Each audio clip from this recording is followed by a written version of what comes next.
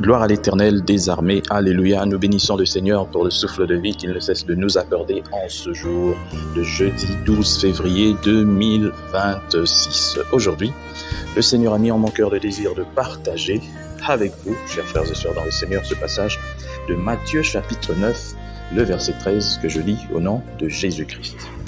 Je ne suis pas venu appeler des justes, mais des pécheurs. Alléluia.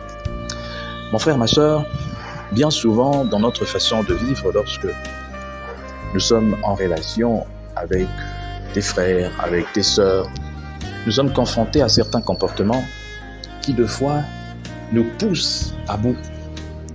Il y en a qui vous soumettent à une telle tentation, à des provocations et des genres de choses. Et en fin de compte, vous vous dites, mais est-ce qu'il ne faudrait pas que je puisse réagir aussi? Mais lorsque vous arrivez à ce point, vous devez toujours penser à cette parole de Matthieu 9, 13.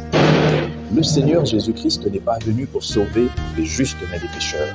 Et c'est pour cela, vous aussi, vous n'êtes pas envoyés pour les justes, mais pour tout justement ceux qui ne sont pas encore sauvés, pour les têtes brûlées, pour toutes ces personnes qui sont impossibles, incompréhensifs. Et vous devez savoir comment dealer avec cette personne telle qu'on dit. Et voilà pourquoi il faut beaucoup de maîtrise. Il faut de l'amour. Il faut l'amour et la passion des âmes. Il ne faut pas seulement se considérer pasteur, prophète, évangéliste, mais il faut aussi avoir l'amour pour les âmes, afin que vous puissiez partager la parole, non pas seulement, mais aussi agir en conséquence.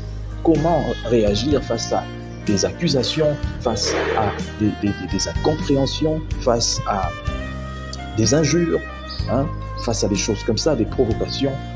Lorsque vous êtes un enfant de Dieu, vous êtes en plus un appelé, un serviteur de Dieu. Vous devez savoir comment vous comporter face aux provocations.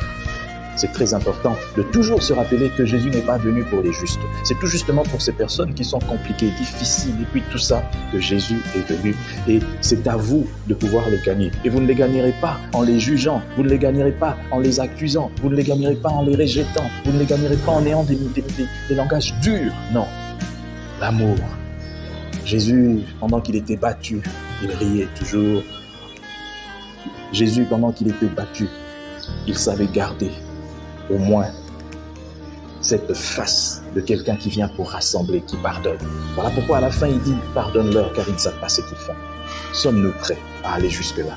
Que Dieu bénisse sa parole, qu'il bénisse ceux qui m'ont suivi, que cette parole atteigne les extrémités de la terre dans le nom puissant du Seigneur Jésus-Christ. Amen. Bonne journée à tous.